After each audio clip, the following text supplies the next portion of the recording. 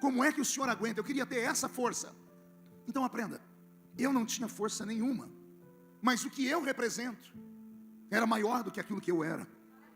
A minha vontade era brigar, eu não tenho sangue de barata nas veias. A minha vontade era falar tudo aquilo que estava entalado aqui dentro, mas qualquer ação minha tinha uma reação maldita. Como é que o senhor aguenta? Eu queria ter essa força. Então aprenda, eu não tinha força. Som, graças a Deus. Eu cumprimento os irmãos com a paz do Senhor. Quem está feliz com Jesus hoje? Então encontre uma pessoa bem bonita do seu lado e dê um sorriso para ela. Ficou difícil? Se não tiver ninguém bonito aí embaixo, é só olhar aqui para cima então, tá bom? Mas é para aquele cantinho ali, né? Eu já vi um casal de pastores bonitos, mas igual os pastores desse ministério, né? Parece, são dois manequins de vitrine de shopping center.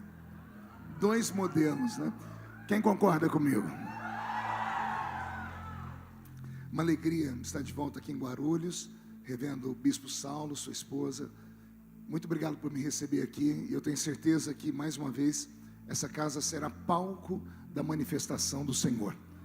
Eu tenho algo do coração de Deus para o seu coração.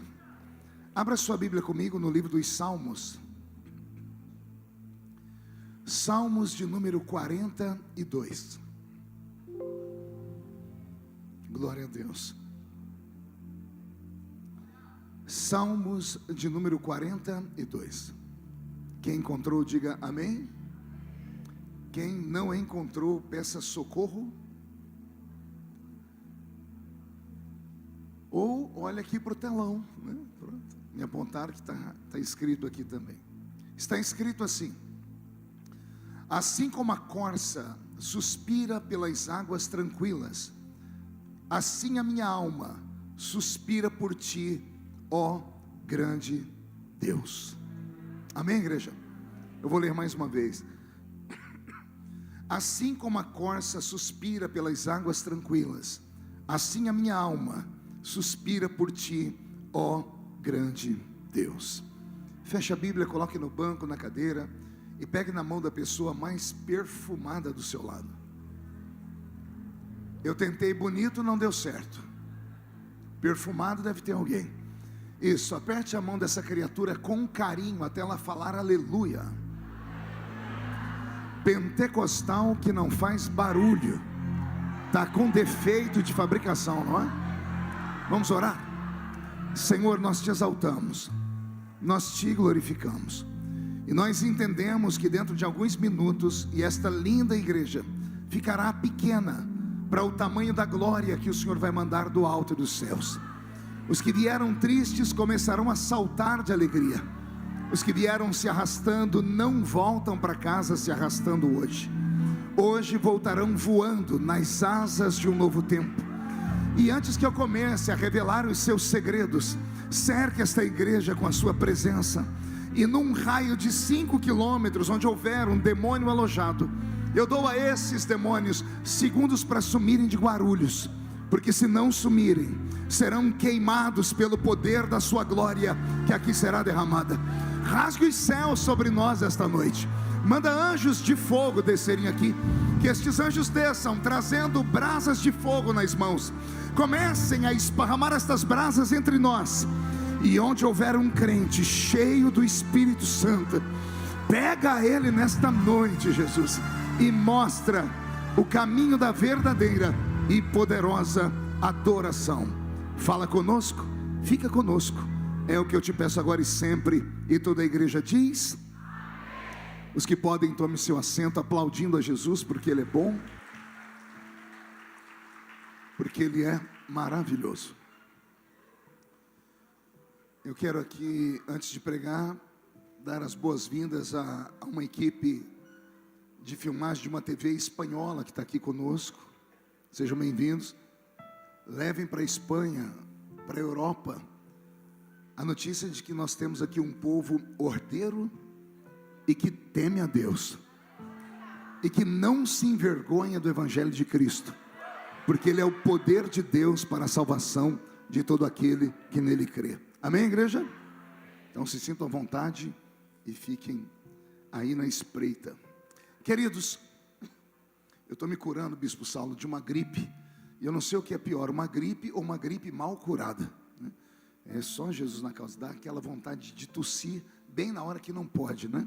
Mas se vocês me ajudarem em oração, Jesus pode me curar aqui. Tem algum pentecostal que crê em cura aqui ainda? Eu li com vocês um versículo do livro dos Salmos, e esse versículo mudou a minha vida há alguns anos. Se eu conseguir transmitir para vocês aquilo que esse texto fez na minha vida, eu tenho certeza que muitas pessoas vão sair daqui hoje com a sua vida completamente transformada. E eu já quero até deixar aqui uma palavra para vocês. Se você não trouxe lenço, prepare a manga da camisa, a ponta da gravata, porque nós vamos receber um batismo de quebrantamento aqui nessa madrugada, aqui nesta noite, melhor dizendo. Abrir a Bíblia no Salmo de Davi já é uma aventura por si só. Davi é o maior poeta da Bíblia Sagrada. Davi, um homem diferente, o único homem da Bíblia a quem Deus diz que é um homem segundo o seu coração. Um homem diferente em todos os aspectos, quer seja intelectual, quer seja na aparência física, quer seja na sua vida espiritual. Um homem que no seu tempo conseguiu tocar o coração de Deus, e Deus sempre foi ao seu favor. Davi vai escrever o Salmo de número 42 em um momento inusitado da sua vida. E eu só descobri isso por causa de um momento inusitado pelo qual eu também passei. Ser crente não é fácil. Ser humano já não é fácil. Imagine ser um ser humano crente. A agravante é dobrada, porque já não é fácil viver no mundo injusto. E aí quando você abraça a cruz de Cristo e coloca ela nos seus ombros, o mundo fica 2 vezes mais pesado, porque você tem que pensar 2, 3 vezes antes de tomar qualquer tipo de atitude, porque o crente não pode pensar apenas na sua existência. Aliás, o que um crente representa acaba sendo maior do que aquilo que ele é. Conseguiu entender isso? O que você representa é maior do que aquilo que você é. O pastor Marco Feliciano é maior do que o Marco Feliciano homem. O Marco Feliciano homem tem suas necessidades, suas carências, suas fraquezas, e ele poderia ter uma vida comum, mas não pode, por causa do título que ele carrega, porque o que ele representa é maior do que aquilo que ele é.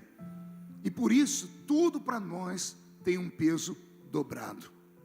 Quando eu aceitei Jesus como Salvador e Ele me deu essa vocação para pregar a sua palavra, quando eu recebi a unção e a autorização para ministrar o seu evangelho, eu pensava sinceramente que a unção iria me blindar de tudo e contra tudo. E eu descobri que a única coisa que a unção me blinda é contra a morte, porque há uma missão a ser cumprida. Enquanto eu não cumprir a missão, a morte não tem poder para me tocar, porque a unção que está sobre a minha vida, ela me blinda da morte, mas ela não me blinda da dor, ela não me blinda do sofrimento, ela não me blinda das angústias, ela não me blinda dos momentos de solidão. Então um crente tem que saber muito bem em quem ele tem crido, para não cometer loucuras, atos falhos, ou até mesmo sair da presença de Deus. Por que eu estou dizendo tudo isso? Porque alguns anos atrás, eu passei por uma luta, mas tão violenta, uma luta tão injusta, tão cruel, que o Brasil todo acompanhou a olho nu. Vocês devem se lembrar do fatídico ano de 2013, quando eu, como deputado federal, fui alçado a presidente de uma comissão, da Comissão de Direitos Humanos e Minorias da Câmara dos Deputados. E aquilo ali startou uma guerra no nosso país. Foi a primeira vez que nesse nosso país houve uma guerra, uma briga entre o que nascia como sendo conservadorismo, com um grupo já de hegemonia de esquerda, de pensamentos progressistas. E eu me tornei um símbolo. E vocês devem se lembrar do que aconteceu comigo. Se não sabe, eu vou te relembrar. Nós tínhamos 22 igrejas recém-nascidas, com menos de um ano.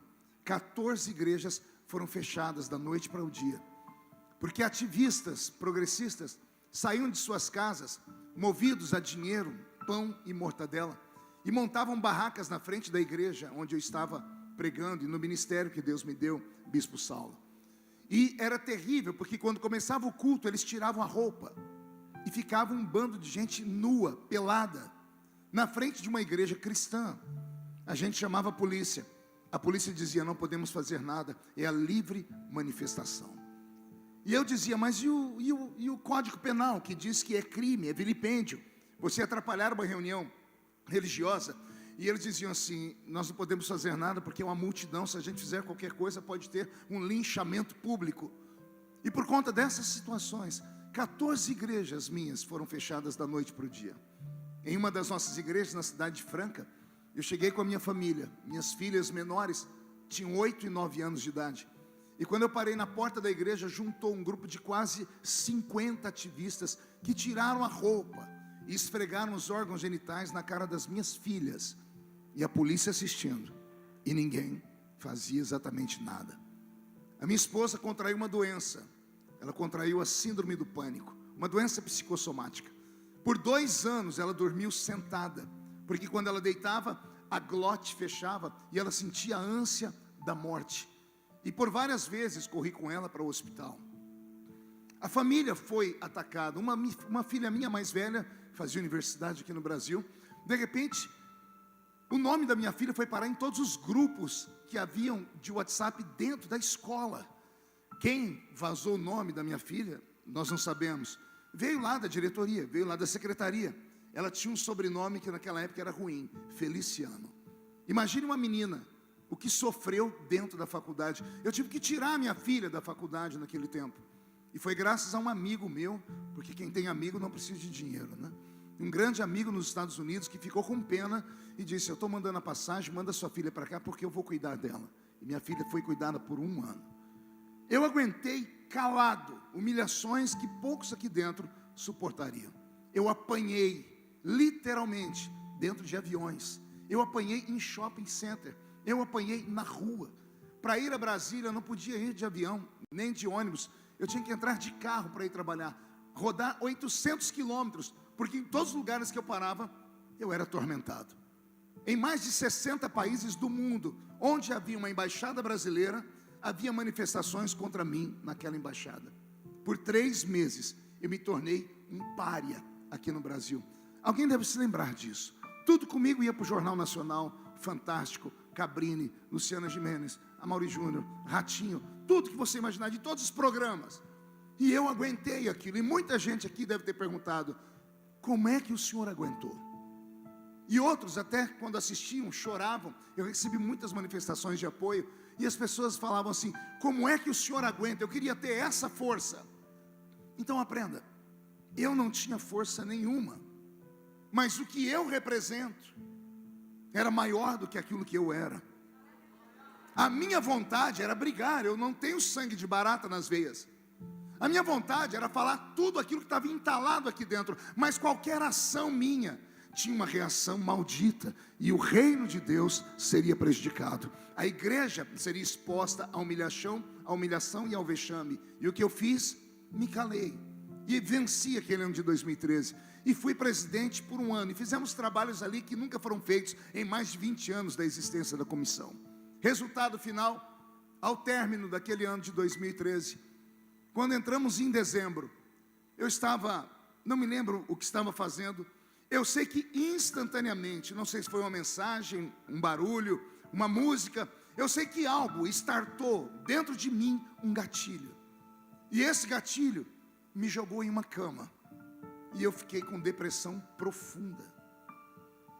Eu, pregador do evangelho, que sempre imaginei que depressão profunda tinha a ver com o mal, o maligno, depois descobri que o maligno usa a depressão, mas a fonte original não é o maligno, mas sim uma enfermidade na alma, uma doença no espírito. E não há remédio que cure a alma, não há remédio feito por homens que cure o espírito. Até os psiquiatras até dão Rivotril, Lexotan e outras drogas a mais. E essas drogas até fazem um efeito, porque mexem com adrenalina. E quando acende a droga, a pessoa fica vidrada, passa o mal-estar. Mas acabou a droga, ela cai dentro de um buraco de novo. Porque não há cura na esfera humana para uma doença que é na alma. Só existe uma maneira de curar a alma. O remédio é esse livro aqui. Porque está escrito: a palavra de Deus é viva e eficaz. É uma espada aguda de 2 fios. que vai na divisão da alma e do espírito. Somente esta palavra cura o homem. E se há porventura alguém aqui dentro que está passando por um momento de depressão profunda, com isso já diagnosticado, se tem algum parente, eu vou te dar 3 caminhos. Primeiro, procure um psicólogo, procure um profissional de saúde mental. Não tenha preconceito nem medo. Crente também pode deitar em divãs, e é necessário, até porque o psicólogo não vai te dar remédio. Ele foi treinado para startar coisas dentro de você com conversas. Ele vai conseguir despertar em você e de repente descobrir como foi que tudo começou e assim extinguir essa enfermidade da alma. Segundo, peça apoio para a sua família. Família é tudo nesse momento. A família não precisa vir ficar falando no seu ouvido, ela só precisa te abraçar. Se a família te abraçar, é meio caminho andado. E terceiro, procure uma igreja, mas não procure uma igreja qualquer, procure uma igreja viva. Uma igreja onde o culto seja extremamente fervoroso. Sente perto de crentes malucos. Aqui está cheio deles, eu tenho certeza disso. Sente perto de gente que grita, que pula, que agarra o diabo pelo chifre, que esfrega a cara do diabo no chão. Porque fazendo isso, o céu vai se misturar com a sua alma e o Senhor vai te dar um poderoso milagre. Posso ouvir um grito de glória a Deus por esta palavra? Depressão profunda. Cheguei à seguinte conclusão: o que é a depressão profunda? Ela é um acúmulo de frustrações de um passado que você não conseguiu resolver, somado a frustrações de um futuro que ainda não existe, mas que você fica pensando nele dioturnamente. É você deitar na cama e ficar pensando: como vai ser a vida do meu neto? Em que mundo a minha netinha vai viver? Como será daqui 5 anos? E se mudar o governo? E isso e aquilo? Isso cria uma ansiedade. Soma-se a essa ansiedade todas as frustrações de um passado que você não conseguiu resolver, e apimente tudo isso com traumas. Traumas provocados por pessoas que deveriam pelo menos te respeitar, mas não te respeitam, porque o pensamento delas é maior dentro delas do que aquilo que você possa imaginar ser para ela. Então, quando tudo isso acontece na nossa vida, a nossa alma adoece. E quando a alma adoece, a vontade de viver se esvai. É horrível, é terrível. Eu que sempre fui vivaz, sempre fui bem expansivo, contador de histórias. Bispo Saulo me conhece há muitos anos. Sempre alegre, sempre com um sorriso nos lábios, sempre vencendo tudo. Agora eu estou deitado em uma cama, esperando a morte, não querendo tomar banho, não querendo me trocar, não querendo conviver comigo mesmo em detalhes, sem saber o que está acontecendo aqui dentro. E aí vem a esposa e diz: você tem que ir no médico. Eu disse: ir em qual médico? Sendo a figura que eu sou nesse país, onde todos me odeiam, quem é que vai me tratar com isenção? E o medo das pessoas descobrirem. E para achar um psicólogo crente foi uma tortura. E quando eu falei com o psicólogo, depois de muita insistência da minha esposa, ele disse para mim: você era como um copo de água cheio, e bastou uma gotinha de água para que o caldo todo entornasse. Eu aguentei demais, guardei tudo dentro do peito, e de repente algo fez com que aquilo startasse. E eu confesso aos irmãos, eu não desejo para o meu pior inimigo uma pessoa estar com depressão profunda.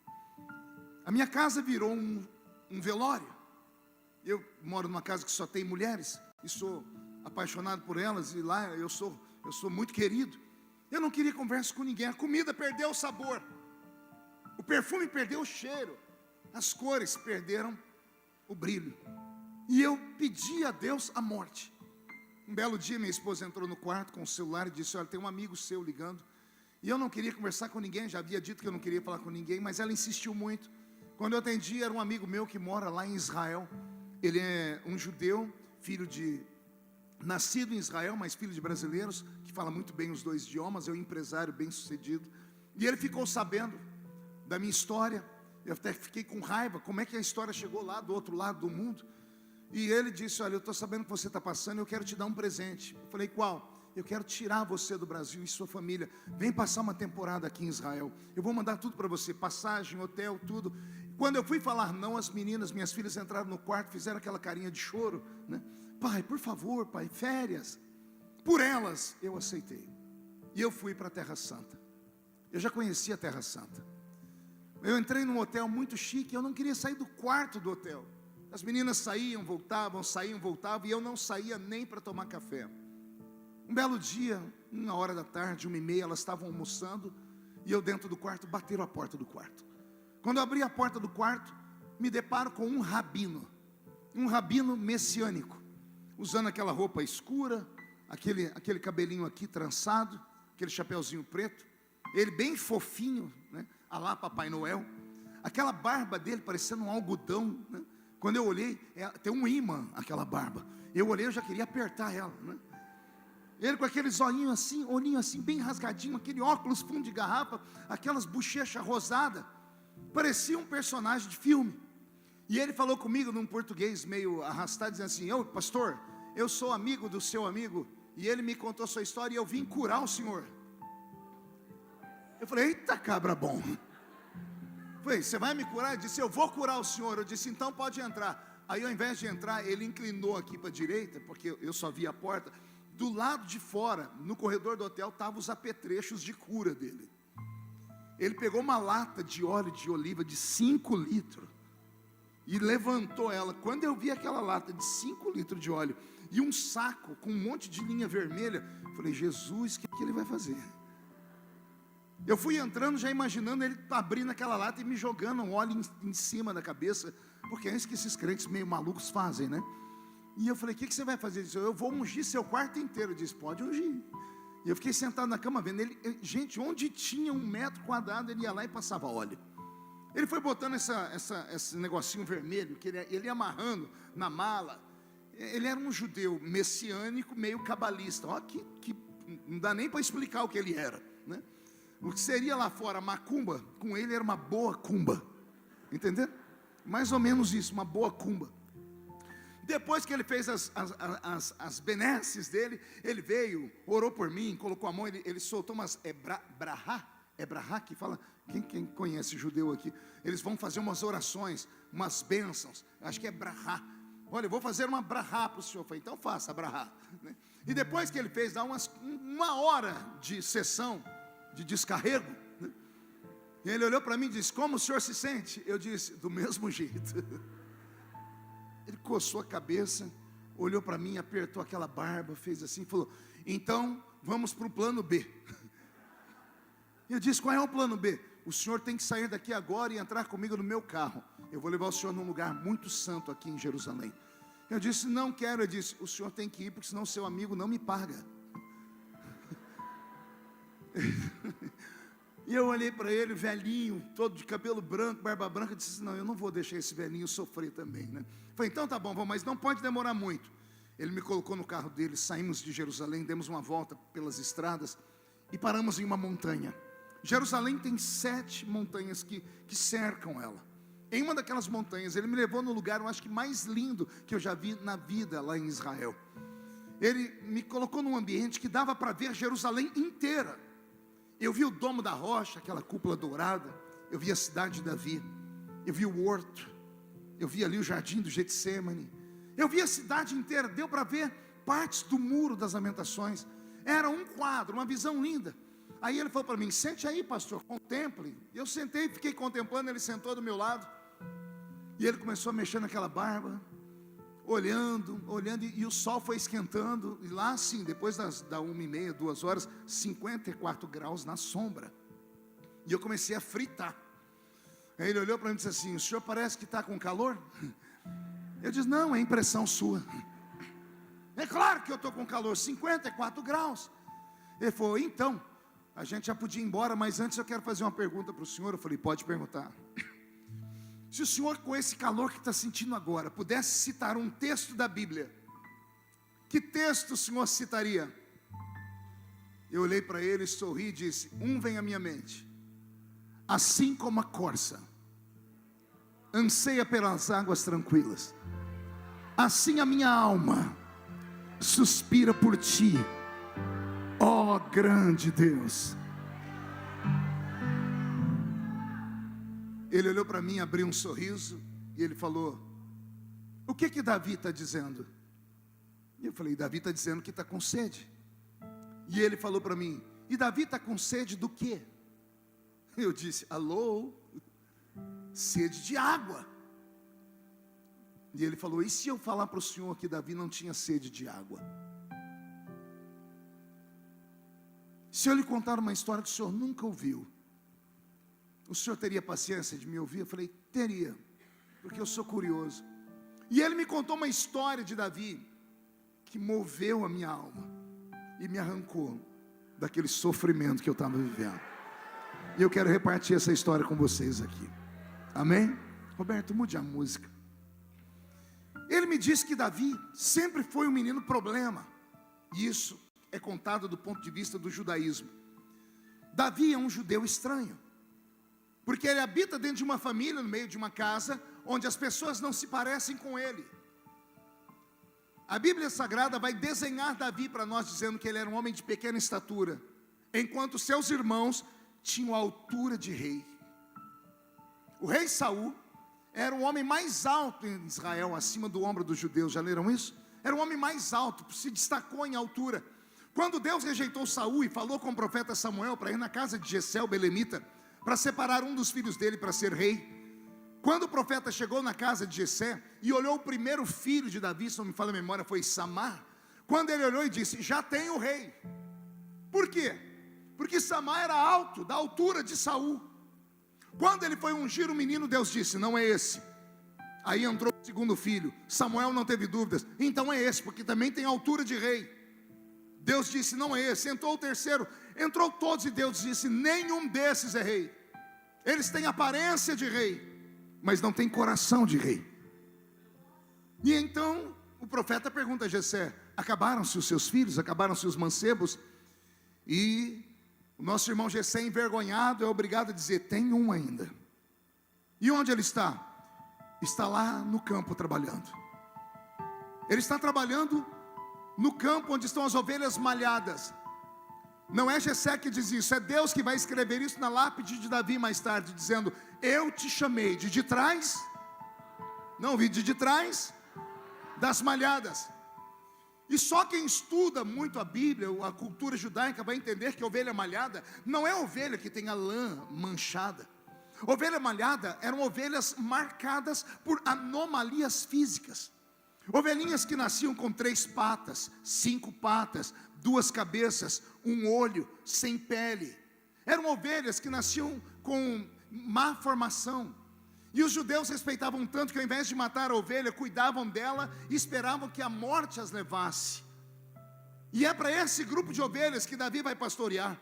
E o judeu me disse, o rabino, as casas grandes tinham 2 apriscos. Um ficava na frente da casa. Para quem passasse pelas ruas, os transeuntes parariam ali para negociar e comprar as ovelhas perfeitas. As ovelhas malhadas ficavam atrás da casa grande, geralmente em uma ribanceira escondida, porque eram monstros, eram feias. Mas mesmo sendo monstrinhos, com má formação congênita, alguém ia lá dar comida para eles. Ia lá e dava capim e água. E é para esse lugar que Davi é enviado. Ele me disse: Davi foi enviado porque ele não era bem-vindo em sua própria casa. Ele é um menino loiro, ruivo, numa casa onde só tem judeus caucasianos morenos. Ele é um menino de baixa estatura, enquanto seus irmãos são gigantes por causa do DNA do pai. Ele tem um aspecto gentil, enquanto seus irmãos são judeus puro sangue, com queixo quadrado, nariz adunco e tudo mais. Se você acha que eu estou falando demais, depois digita aí no Google: imagem do rei Davi por Michelangelo, o gênio da Renascença. Você vai ver Michelangelo desenhar um Davi que parece um grego, cabelos encaracolados. Já viu a imagem? Aquela imagem de um Davi peladão, né? Está ele lá peladão, é a imagem mais famosa que tem, está lá na Capela Sistina. Então ele tem lá o cabelo encaracolado, o narizinho dele é bem feitinho, um rostinho a lá gregos. O Davi, que nasceu na casa de Jessé o belemita, é diferente de todos, inclusive no seu próprio DNA. E naquela época, quando o profeta ia visitar uma família, o profeta não ia sem antes mandar um mensageiro na frente, porque o profeta representava Deus. Então vinha na frente o mensageiro e dizia: o profeta vem aí. Aí as pessoas colocavam a casa em ordem, tiravam a bagunça, preparavam um banquete para o profeta, porque não podia receber o profeta de mão vazia. Então, quando anunciaram que o profeta estava indo na casa de Jessé, Jessé deu um jeito de tirar de casa o problema. E o problema tinha nome: Davi. E Davi é um adolescente. E ele sabe que está sofrendo preconceito em casa. Ele sabe que vai ter festa, porque ele sentiu o cheiro da comida, ele viu a mãe dele se arrumar, e os irmãos dele mais velhos já estão todos perfumados. A casa está preparada para uma festa, e ele não é convidado. Ele é convidado a se retirar da casa para ir cuidar das ovelhas malhadas. E Davi vai cuidar das ovelhas malhadas. O rabino me disse que quando Davi está diante das ovelhas malhadas, aqueles monstrinhos, e ele está triste porque ele sabe que ele sofreu preconceito em casa, Davi recebe uma visitação de Deus. E ele recebe uma revelação. E a revelação que ele recebeu fez ele sentar debaixo de um zimbro, pegar a sua harpa, dedilhar a sua harpa e construir o poema mais lindo que ele já escreveu. Davi olhou para aquelas ovelhas e Deus disse para ele: se essas ovelhas com defeito, se essas ovelhas que ninguém quer, têm um pastor, você também tem, Davi. Por isso ele escreveu: o Senhor é o meu pastor. O Senhor é o meu pastor e nada me faltará. Havia um problema entre Davi e a sua família. E como Davi tinha um problema com o próprio pai, Davi queria e precisava da aprovação do pai para continuar vivendo. A vida é assim. Por isso que precisamos de um pai e de uma mãe. A mãe, ela é o colo. A mãe é a paixão. O pai é a aprovação.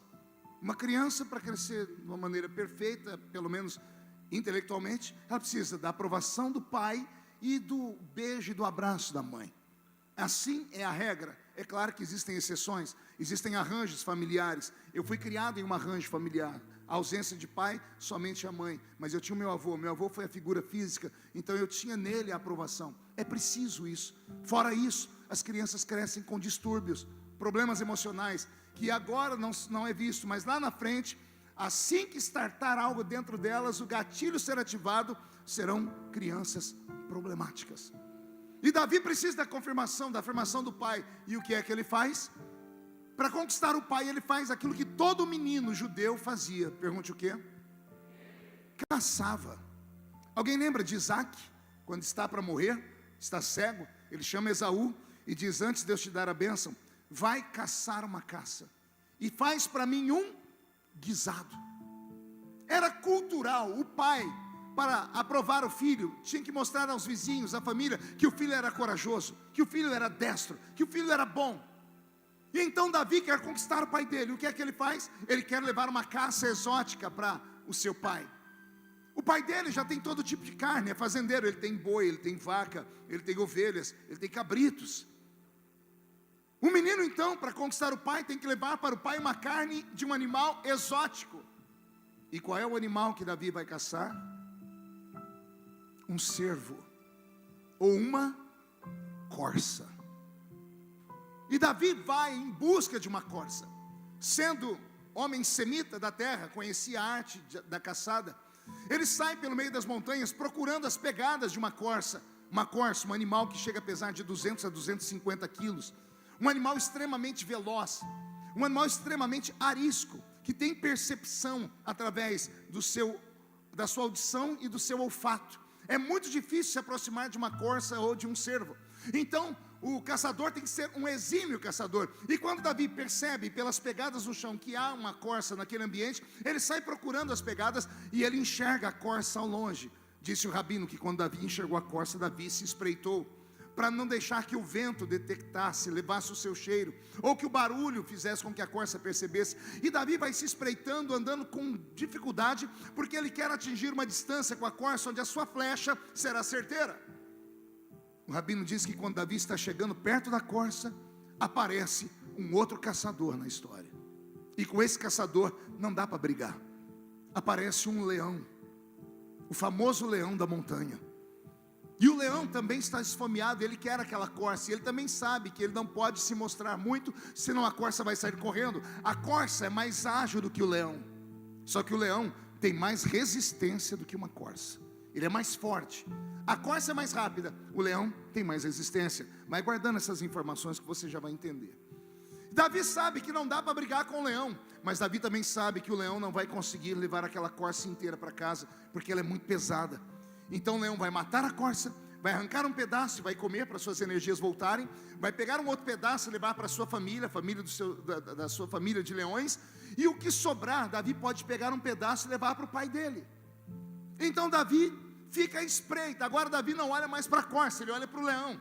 Então Davi está atrás do leão, que está atrás da corça. Quem enxergou essa cena?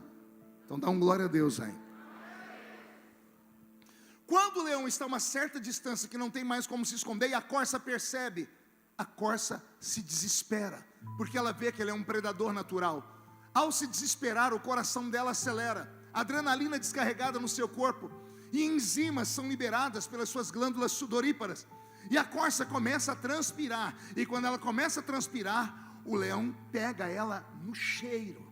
Quando ele sente o cheiro do suor dela, a corça está condenada. Pergunte por quê? Ela pode correr para onde for, o leão vai atrás dela, porque a corça deixa, Bispo Saulo, um rastro invisível. Ela deixa o cheiro do medo. A corça some e o leão continua correndo atrás de nada, porque Davi não está vendo mais a corça, e o leão não está se preocupado com isso, porque ele tem um rastro do cheiro. Assim como nós assistimos em filmes, esses cachorros que pegam um pano de uma pessoa, uma roupa, esfregam no nariz deles, eles vão e acham a pessoa enterrada, acham a pessoa jogada em árvores. O leão tem esse dom, colou no nariz dele o cheiro. A corça pode ir para os quintos dos infernos, o leão irá até o inferno atrás dela. A corça é mais rápida, por isso ela desapareceu, mas o leão é mais resistente. Vai chegar uma hora que ela não vai conseguir correr mais, e o leão, por força, vai chegar e vai pegá-la. O destino da corça é a morte, e Davi sabe disso. O rabino diz que Davi sai do alto da montanha, porque o leão também sumiu, ele vai pelas pegadas. E quando Davi está no alto da montanha, ele olha lá embaixo, e lá embaixo tem um ribeiro de águas, e o leão está parado na frente do ribeiro de águas, parado, cabeça erguida, fungando à direita, à esquerda, procurando o cheiro da corça. E o cheiro sumiu. E o leão agora tem que agir por instinto, escolher esquerda, direita, ou voltar para casa frustrado. E Davi espera o leão sumir, e o leão some, e Davi também está frustrado. Só que como ele correu muito, ele é obrigado a ir lá beber água. E quando Davi se curva no ribeiro e está bebendo água, ele ouve um barulho a uns 5, 6 metros dele, numa moita de capim, de plantas. E quando Davi olha, quem é que se levanta de trás da moita? A corça.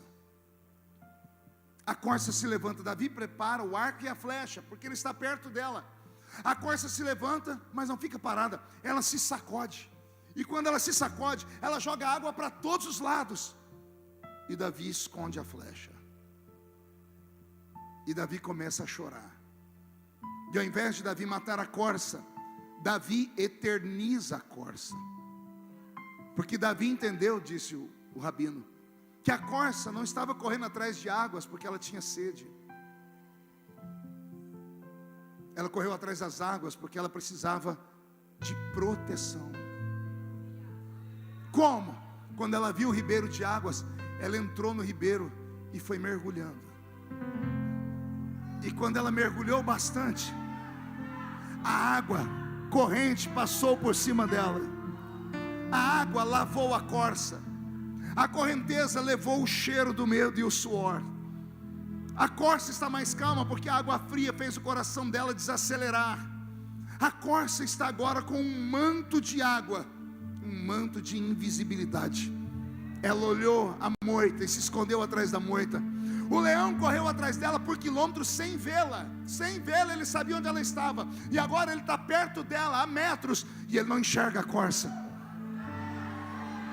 Por que ele não enxerga a corça? Porque a corça mergulhou nas águas. Aí Davi gritou: assim como a corça suspira pelas águas tranquilas, assim a minha alma suspira por ti, ó grande Deus. Aleluias, aleluias. Eu me emociono todas as vezes que lembro disso, porque quando ele me contou essa história, eu fiquei perplexo, emocionado. Aí o rabino chegou bem pertinho de mim e foi arrastando aquele popozão dele, ele era gordinho. Ele encostou em mim, ele me deu um abraço, veio aqui no meu ouvido e falou uma única palavra. Essa palavra me salvou. Ele disse assim: mergulha.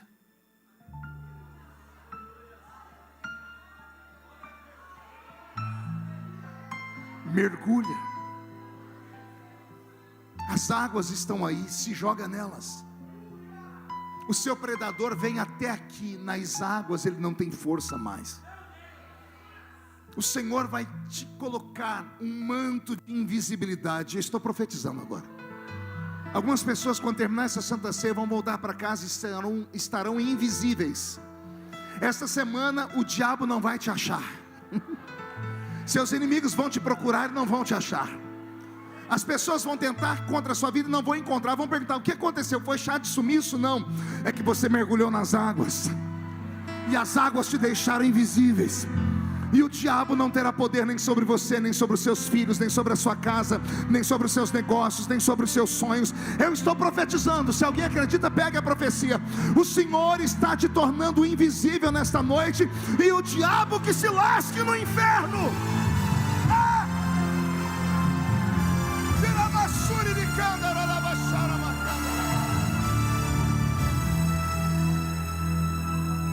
Mergulha.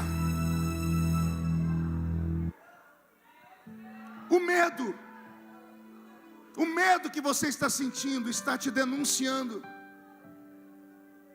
O diabo sente o cheiro do medo. Animais irracionais sentem.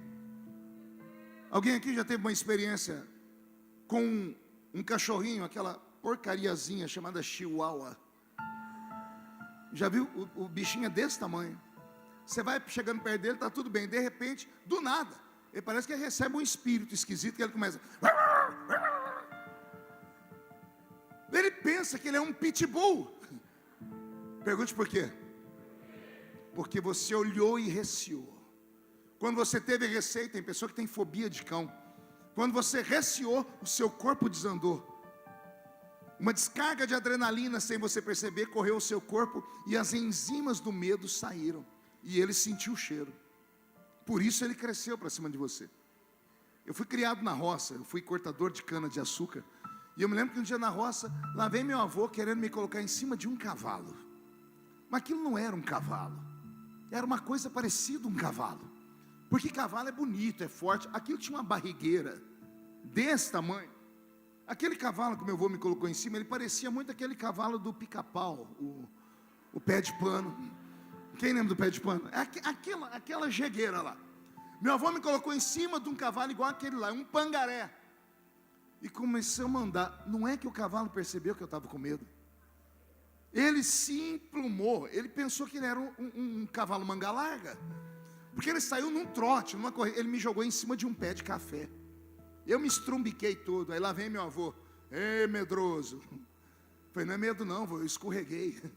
Ele falou: é medo sim, porque até o cavalo sabe que você tem medo. Olha só, meu avô, um homem sem cultura, sabia que animais sentiam o cheiro do medo. Demônios também sentem. Por que você acha que a Bíblia Sagrada diz: se te mostrares fraco no dia da peleja, pouca será a sua força? Porque o diabo sente o cheiro do medo. E eu não estou falando da sua aparência física, não. Porque demônios não enxergam carcaça, eles enxergam a sua alma. Eles veem o que tem dentro de você. Lembra do episódio de Jesus chegando em Gadara? Ele entrando no cemitério. Lá vem um homem possesso por espíritos malignos. O homem arrumou força nos braços e partiu para cima de Jesus, que ele queria quebrar Jesus numa briga. Enquanto estava longe, ele veio correndo. Quando ele foi chegando perto de Jesus, o demônio se inclinou e disse para Jesus: que temos nós contigo, ó Cristo, Filho de Davi? Jesus não era conhecido ali. O homem de longe olhou, eles só viram a carcaça por fora. É mais um judeu, é mais um ser humano, vamos pegar ele. Quando os demônios chegaram perto e olharam, eles não viram Jesus. Eles viram quem estava dentro dele. Jesus era a embalagem, que dentro dele estava cheio de Cristo. Os demônios olharam e quando viram quem estava dentro de Jesus, se curvaram. Que temos nós contigo, ó Cristo, filho de Davi? Vieste nos atormentar antes do tempo? Demônios olham por dentro. Por isso nessa noite você não pode sair daqui do jeito que você entrou. E você também não pode ficar aqui nesse culto do jeito que você está. Isso aqui não é um velório, isso aqui é um culto de guerra. É um culto de festa. Não basta você ser crente. Ah, pastor, eu entrei na igreja. Entrar na igreja qualquer um entra. Eu quero ver você entrar no culto. O culto é um pouquinho melhor, é um pouquinho maior. Não adianta ficar aqui no culto de braço cruzado, de perna cruzada, mascando essa desgraça desse chiclete, olhando o pregador, esperando que eu tenha na mão uma varinha de condão, que eu bata 3 vezes, diga abracadabra e o céu caia sobre você. Isso não acontece.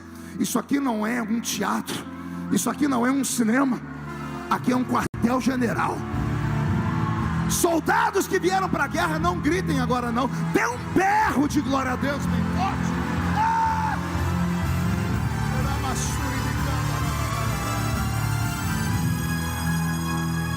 Eu já estou encerrando. O segredo de Deus para você nessa noite é esse: mergulhe. O que significa mergulhar, pastor? Recuar. Não dá para ganhar todas. Essa história de que eu prefiro ser um herói morto do que um covarde vivo, isso aí é coisa, é clichê, são frases clichês de filme de faroeste. Quem fome cospe aqui. A sabedoria diz que às vezes você tem que se fazer de louco. Por causa da água, você é obrigado a beijar a caneca. Engolir sapo e caranguejo deveria ser uma matéria que todos os crentes deveriam aprender a dominar. Porque só assim você vai vencer. O orgulho está te matando. A sua altivez está destruindo a sua família. Você está vendo que deu tudo errado e ainda quer insistir. Não dá certo, recua. Para, dá 3 passos para trás. Começa a pensar no futuro, não pense só no momento. A vida não é feita só de agora, a vida é feita do amanhã.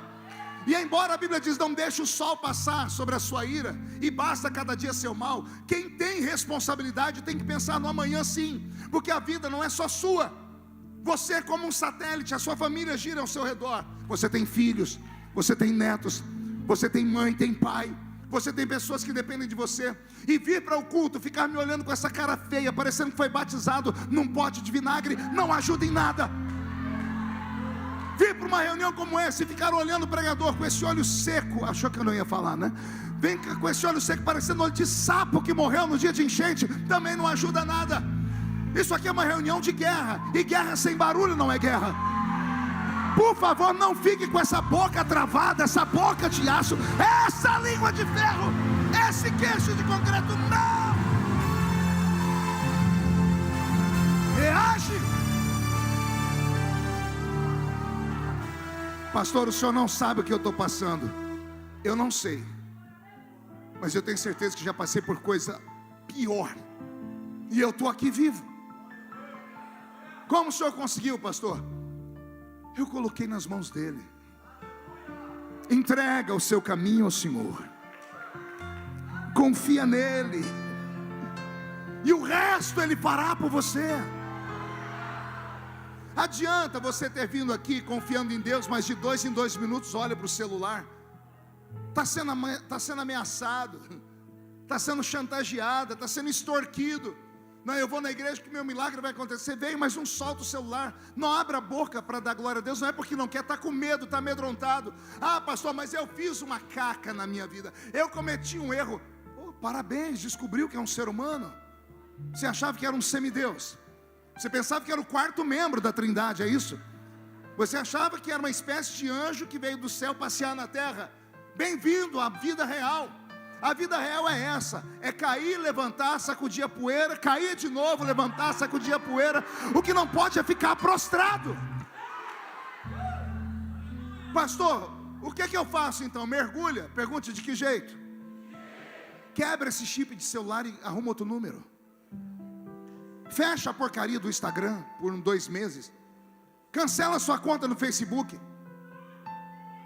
Escolha prioridades para a sua vida. Para de sentar perto dessa criatura que tem uma língua no tamanho da gravata de algum diácono aqui. Para de ficar sentado perto de gente que só vê coisa ruim. Olha que coisa ruim, você sentou perto dessa geladeira humana e você não consegue adorar a Deus. Mais 5 minutos você pega um resfriado. Quer vencer batalhas espirituais? Arruma um crente doido. Arruma um maluco, um desequilibrado. Arruma um que pula, que grita, que sai correndo. Chega perto dele, porque a graça de Deus que está nele vai vir sobre você também.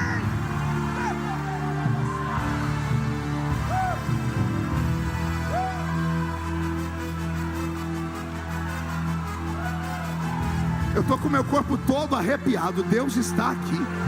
Recebe esta graça.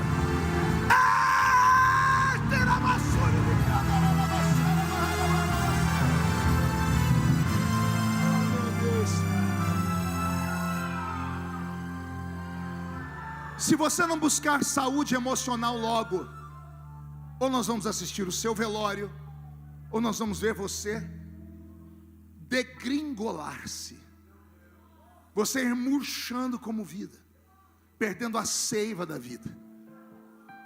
Tem 30 anos, está com cara de 500. Ah, pastor, mas o senhor não sabe o que eu passei, ele me abandonou. Por favor, você é crente, nada na sua vida acontece por acaso. Ou você acredita que Deus mandou o que Ele permitiu? Não tem uma terceira via. Você não é um indigente. Você é filho. O seu pai tem controle. Tudo na sua vida ou Ele permitiu ou Ele mandou. Então olhe por outra perspectiva. Não foi Ele que te abandonou, foi Deus que te livrou dele. Está entendendo? Não foi aquele emprego que fechou a porta. Deus te tirou de lá porque você era muito melhor do que aquilo lá. Comece a ter outra perspectiva de vida. Comece a entender que você não é normal. Se fosse normal não estava aqui, estava em casa assistindo Fantástico. Veio para cá porque você sabe que o que é fantástico dá para acontecer na sua vida.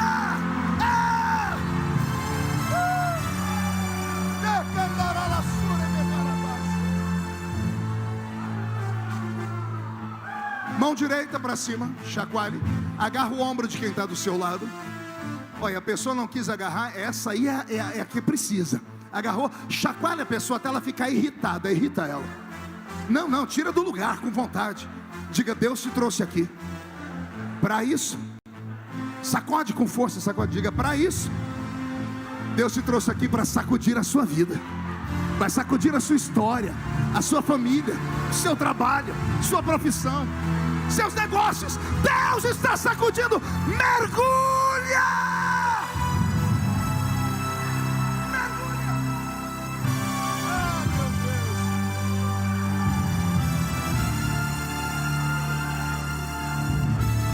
Jesus, deixa eu encerrar.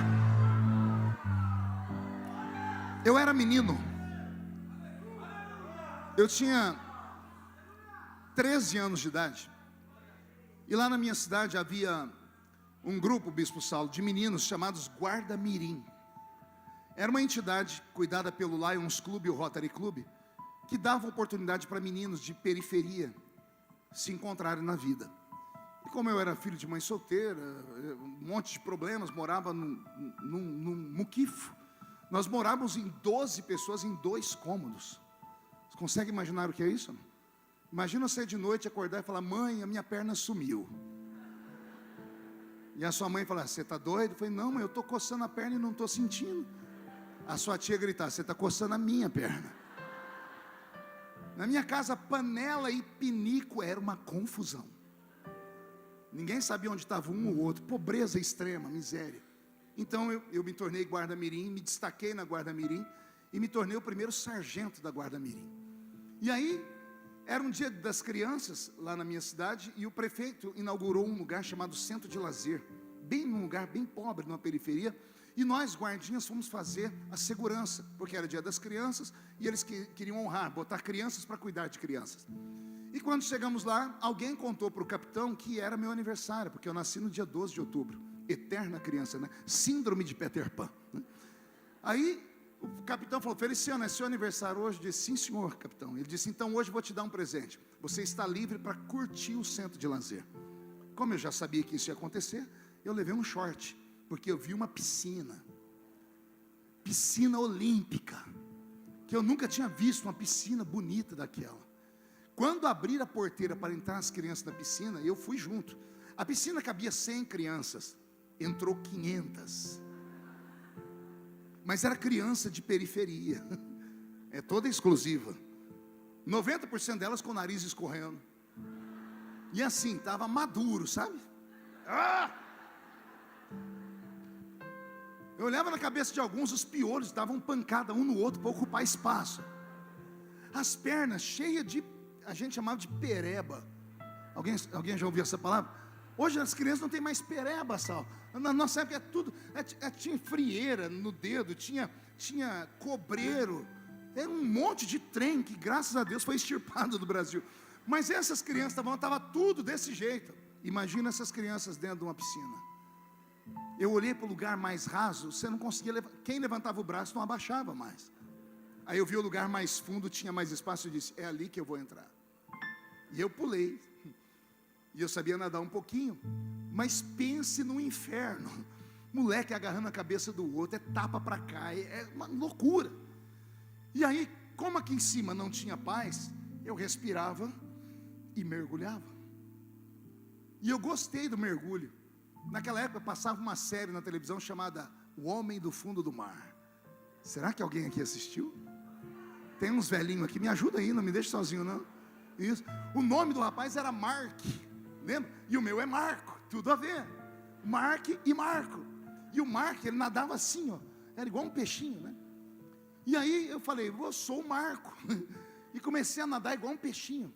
E eu comecei a tomar gosto. Eu saía, respirava, prendia o fôlego e ia. Teve uma hora que eu consegui descer até o fundo da piscina. E eu parei, fiquei pairado de verdade assim.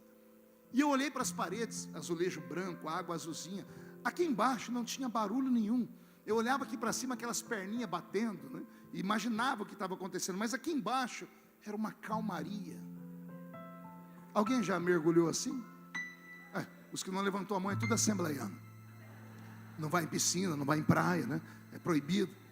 Coisa ruim. Deixa eu perguntar de novo. Quem já mergulhou aqui? Então você sabe do que eu estou falando. A sensação, a alegria, a paz que você tem é única. E aí eu estava lá embaixo, né, curtindo aquele momento zen. Aí começou a faltar oxigênio, o pulmão vai ardendo, a gente começa a nadar e põe a cabeça para fora da água. Quando eu coloquei a cabeça para fora da água, o mundo caindo aos pedaços. Criança brigando, nariz escorrendo. Eu falei: aqui não é lugar para mim, eu devia ter nascido um peixe. Aí eu respirei e mergulhei de novo. Mergulhei e consegui sentar no fundo da piscina, parecendo um monge tibetano. Era muito gostoso lá embaixo. Levantei, saí de novo, respirei. Na terceira vez que eu desci, cabeça de criança tem que ser estudada pela NASA. Lá embaixo, eu lembrei de um filme que eu tinha assistido fazia uns 4 dias, chamado Platoon. Esse ninguém viu. Tem uns aí, só 2 levantou a mão, o resto é tudo falso. Quem assistiu Platoon aqui? É um ícone dos filmes americanos de guerra, da guerra do Vietnã, americanos contra Vietcongues. É um filme muito bonito sobre a guerra, retrata muito a realidade. E tem uma cena no filme que ela é icônica, é única. Um americano pula dentro de um lago, porque ele percebe que os inimigos estão chegando e ele está sozinho. E ele prende a respiração por uns 2, 3 minutos e fica dentro da água com uma metralhadora em punho. E aqui na flor da água aparecem uns 10 Vietcongues. Começam a fumar, conversar, falar aqueles idiomas que a gente não entende. Todos param com a arma. O americano aqui embaixo ficou olhando por cima da água, por baixo da água, vendo a silhueta deles, esperando eles se dispersarem. E quando eles não prestavam atenção em mais nada, o americano levanta da água. Só que ele levanta, a cena é em slow motion, né? Vem em câmera lenta. Ele com a arma aqui, ele levanta e começa. A música do filme aumenta, vem uma emoção, porque o nosso herói venceu a guerra. Eu estou lá dentro da água. E eu lembrei do filme. Aí foi faltando oxigênio. Eu fui levantando, só que ao invés de sair de uma vez, eu disse: agora é a minha vez. Armei a minha arma, arminha lá, Bolsonaro. Saí da água em câmera lenta. Saiu o cabelo, a testa, os olhos. Quando saiu o nariz, eu fui apontar minha arma. Na minha frente flutuou um cocô.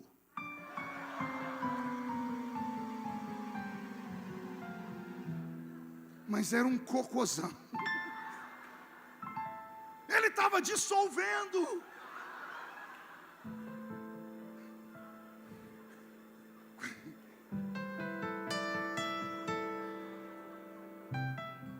Quando eu vi aquele negócio, eu desisti. Voltei minha arminha para baixo e mergulhei de novo. Eu contei essa história de propósito, queria ver vocês rirem um pouquinho. Mas tem um ensinamento aqui. Quando tudo aqui em cima está podre, mergulha.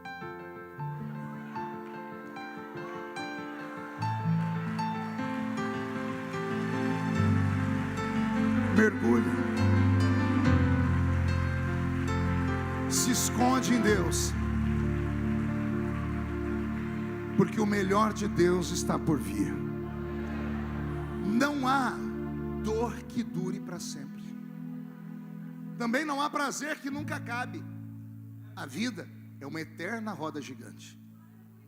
Se você está aqui embaixo querendo sair da vida porque a roda parou de girar, dá tempo ao tempo. Já já ela vai girar de novo. E você vai subir. Nada é estático no universo. Daqui a pouco você vai estar aqui em cima. E quando estiver aqui em cima, não cospe em quem está lá embaixo, porque já fizeram isso com você. E daqui a pouco está aqui em cima, não se acostuma, porque ela vai girar de novo. Essa é a existência. Não dá para ter tudo na vida. E não é porque nós somos crentes que Deus vai nos transformar em super seres. O próprio Filho de Deus sentiu medo. Se for possível, passa de mim este cálice. O próprio Jesus se amedrontou. Ter medo é natural. Se entregar ao medo não é. Confia no Senhor. Dá tempo ao tempo. O que hoje parece ser o fim, amanhã vai ser motivo de risadas. E eu vou profetizar. Vai chegar um tempo de tanta alegria na sua vida, que você vai emendar uma gargalhada na outra.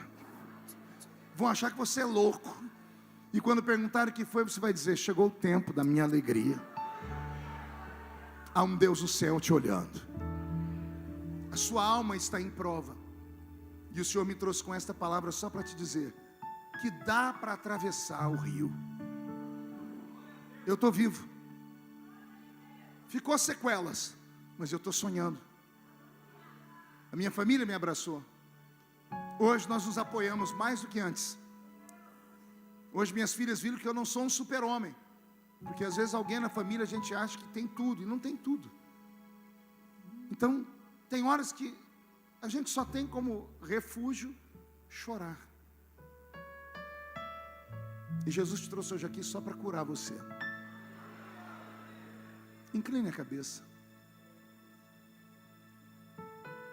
Deus vai visitar a sua alma. Vai dar tudo certo. Essa ameaça não é para a morte, essa extorsão não é para destruição. Ninguém toca na sua família. Ninguém toca no seu ministério. A balança divina não é injusta, não é por causa de um erro que toda a sua história será apagada. Por isso vamos participar da ceia do Senhor. E a nossa alma vai ser perdoada. E você vai sair daqui de pé. Então eu quero fazer uma pergunta para você.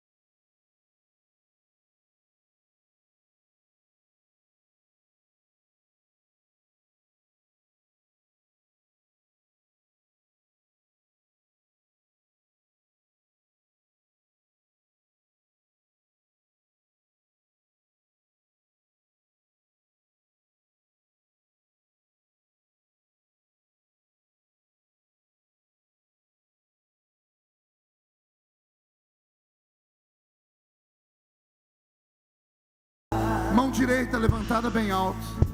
Diga comigo em nome de Jesus. Todos os demônios que lutaram contra a minha vida, contra a minha alma, contra o meu espírito, contra a minha família, meu ministério, eu ordeno, venha para a palma da minha mão, feche a sua mão, eu vou contar até 3, você vai jogar no chão e vai pisar em cima, e aí você vai abraçar 2 pessoas, e vai falar para ela: mergulhe, porque o milagre do Deus que é santo está chegando sobre a sua vida. 1, você nunca mais será o mesmo. 1,5, sua família sentirá orgulho de você de novo. 2, quem viver verá para ver o que Deus fará na sua vida. 2,5, esta igreja, Bispo Saulo, vai crescer a 100 por 1. 2,75, Guarulhos será chamada de terra do avivamento. 3, chega no chão, pisa em cima, abraço da esquerda ou da direita.